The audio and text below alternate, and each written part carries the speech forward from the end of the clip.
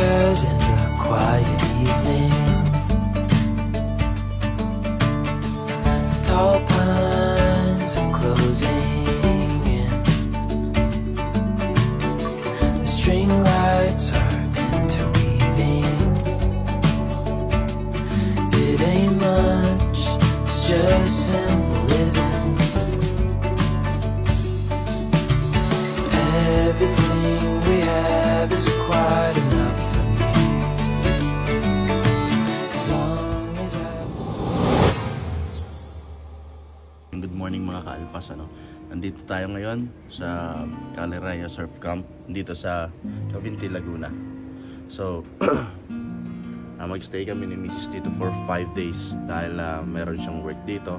Sinamahan namin siya ni baby. So currently nandito kami sa room namin. Si Zaid, tapos si Mami.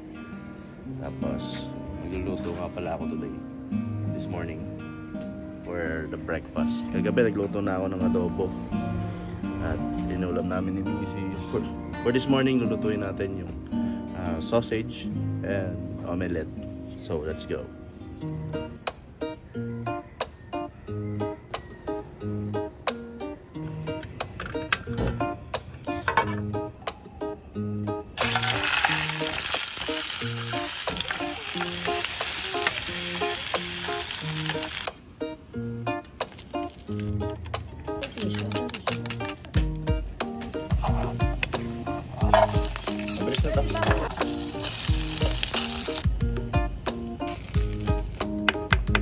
Okay na to.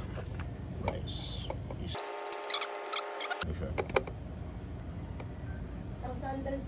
So yun, tapos na tayo magluto. It's time to eat. Tara, kain tayong breakfast. Woke up at dawn, boots on my feet. The rooster's crow is my morning beat. Ang main purpose namin sa pagpunta dito is yung official business ni Mrs. Kailangan niyang operations manager kasi siya sa lugar na to, sa mga properties dito. So kailangan niya mag-pay ng visit para mag-check sa mga properties. And anyway, kaya mahina ang boses ko kasi baka magising si Zayn. Ako yung magbabantay sa kanya ngayon. In the same time, ako rin yung magiging kusinero ni Mrs. Although lagi naman niya akong kusinero. Pero yan, katulad yan. Dala ko yung mga cook set namin pang camping. Dahil 5 days kami mag-stay dito, medyo magastos yung kain ka ng kain sa labas. So mas maganda, bumili kami ng grocery. Pagluluto ko na lang sila para mas makatipid tayo kasi 5 days tayo dito. So, di ba nakita nyo naman sa drone shot kung gaano kaganda yung lugar. Kating-kating na talaga ako. Actually, kating-kating na ako mag-camping. Pero syempre, may baby kami, hindi pwedeng mag-camping. I mean, magtatayo pa ako ng tent dyan, hindi ko rin naman tutulugan, di ba? So gusto ko kasi sana mag-practice bang setup ng tent. Titiisin ko muna tong kating to. So instead na magtayo tayo ng tent or something like that na hindi naman natin magagamit, naisip ko, since itong room na to ay tinatawag na tiny room, wala siyang kusina, meron siyang CR, air condition, bed, okay naman siya. So yung ginagawa ko lang katulad kagabi, nilalabas ko yung table na to para magluto dito. So ang gagawin ko na lang, maglalagay na lang ako ng table dyan, camping chair, lalagyan ko ng tarp, tapos dyan ako magluluto. Dyan na rin kami mag-breakfast, lunch, dinner, diba? Para presko. Kasi kung makikita nyo, kita mo pa rin naman dito yung lake eh, oh. Yan. Ang ganda. Sobrang ganda dito. Hindi siya ganun kainit. Malilom, presko ang hangin. So ma-enjoy ko pa din. Ma-enjoy pa rin namin. Si Sid nga tuwan-tuwa kanina eh, nung naglakad kami ng morning. So yun. Mamaya-maya. Kasi ngayon hindi ko man pwede gawin yan kasi tulog si Sid. Later sa setup natin sa labas, iikot tayo and then hanap pa tayo ng ibang activities na pwedeng gawin.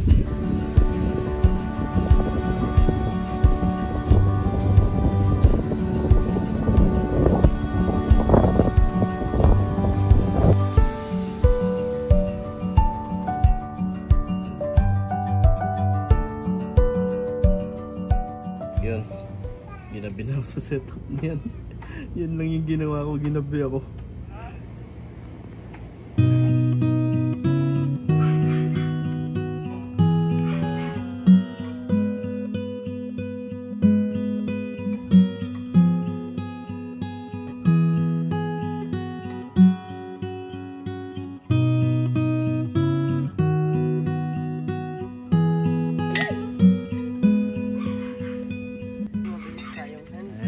Kasi ng hands, natapon tuloy yung ano. Nahila niya ang face mask. Nahila ko yung face. Tapos parang walang ginawa, oh. Oh. Hinila mo po yung face mask, natapon po yung milk. Oh. Yung drinks po. Ito na lang yun sa akin, marami pa naman. Okay lang, we share na lang, we share na lang. Ayun, so third day natin yung sa lugar na to. Kahapon, yung first day natin medyo maaraw.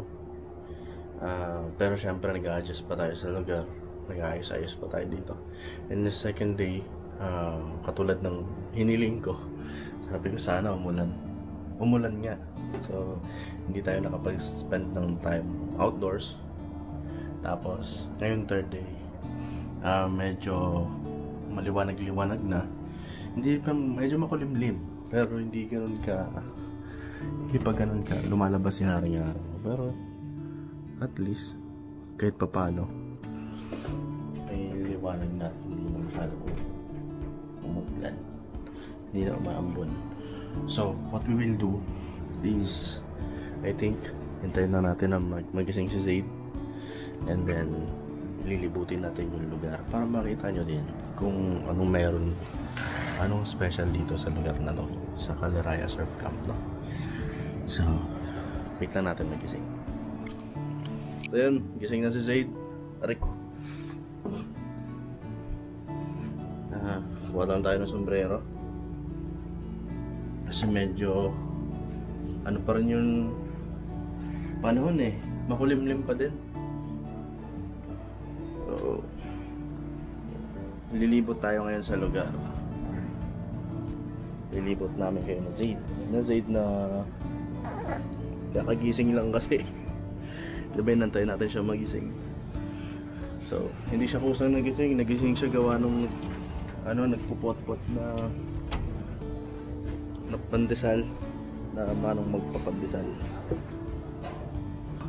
So yun, hindi pa kami makalabas kasi kung titingnan nyo, mainit naman pero umaambon. So syempre may baby tayo, diba? Camera ko. Ambon Zaid. Maya tayo, palipas tayo ng ambon. Not good, no? Sabi mga, rain, rain, go away. Come again another day. May dalawang araw pa naman tayo dito. Medyo madidelay yung ikot namin ni Zaid kasi umuulan, no? Mainit pero umuulan. No, Zaid, no? Siyempre, priority natin yung safety ng anak natin. Diba? Oo. Vlog mo sila, dali. Hello.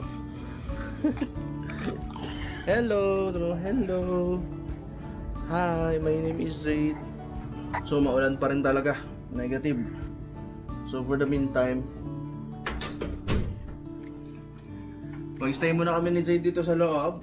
Na Zaid, no? And then we will do shower!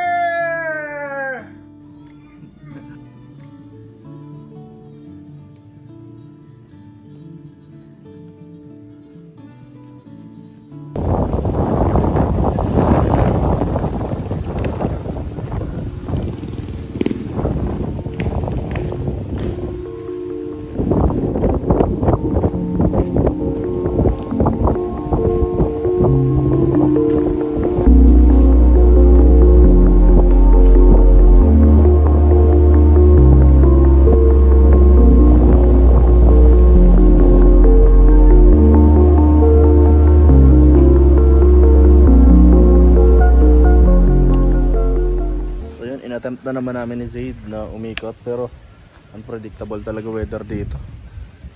Umuulan na naman. Ambot, malakas ang ambot.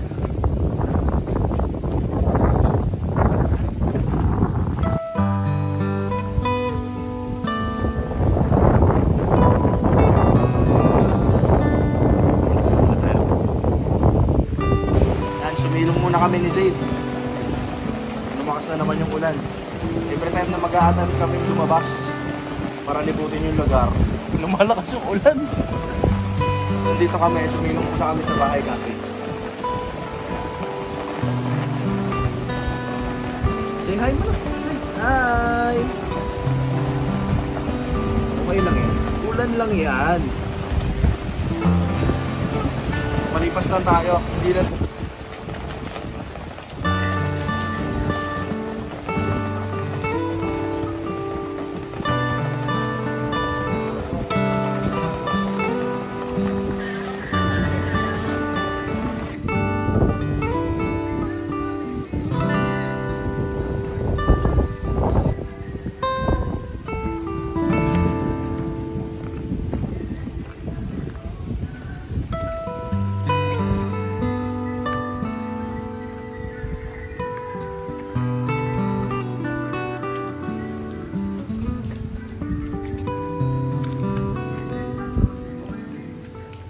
Pang-apat na araw na natin dito.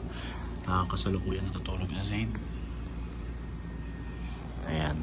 So ngayong araw na to, meron tayong mga kasama.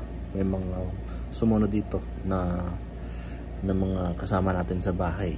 Si lola ni Zaid, tsaka si lola ni Zaid, yung dalawang pamangkin ko, tsaka yung isang pinsan ko. Na-miss daw nila si Zaid eh. Kaya ayun, makakasama natin sila dito sa campsite. Yay! Saan na yun? Hi!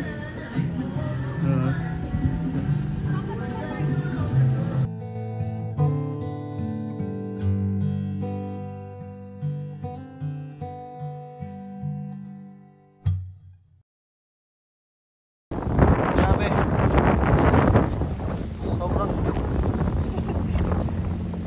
Sobrang sama ng panahon. Dito ako sa open field, hindi nyo makita, no? Pero grabe, lakas ng hangin. Hindi ko alam kung tutuloy ko pa kung matulog dito, ba mamaya sa lawa na ako mapulot. Ginanyan ko na kasi hindi ko rin matali dito sa puno. May puno dito. Hindi ko rin malagay yung tarp kasi talagang tingin ko puputulin. Sisirain niya itong tarp ko. Ang lakas ng hangin eh. So, most probably ang gagawin ko dito, pakatanggalin ko na lang to. Okay lang kung ulan lang eh. Ang problema, lakas ng hangin.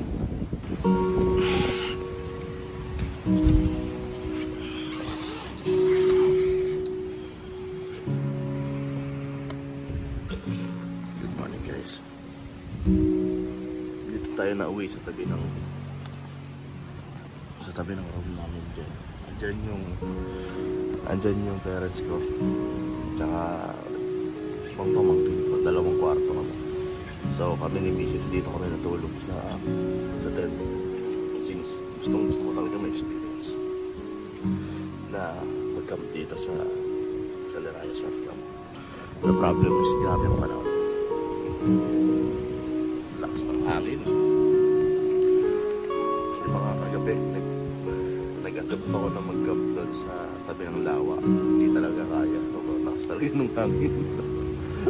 Feeling ko pupulutin kami sa lawa pag tinuloy ko pa yun. Kasi salubong yung hangin na yung lakas doon sa area na yun. So dito at least merong mga harang, merong mga puno. So yun. Kaya dito tayo na uwi.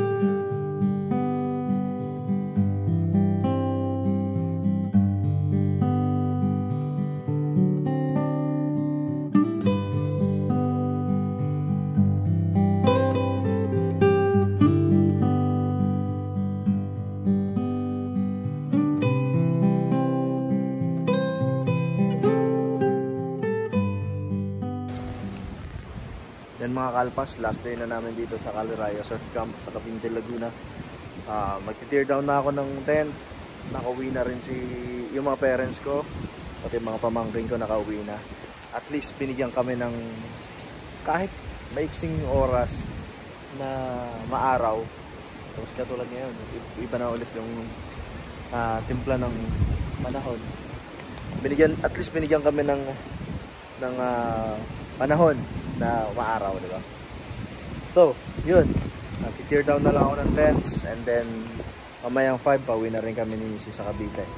Yun, maraming salamat sa panonood ng video na to. Hindi tayo masyado nakapag-vlog since taga-alaga nga tayo ng anak ko. Okay lang yun, babawi tayo next time pag malaki na si Zayd. Siya mismo magiging involved na rin siya sa mga videos natin, mga adventure videos natin. So, salamat mga kalpas. See you again next time.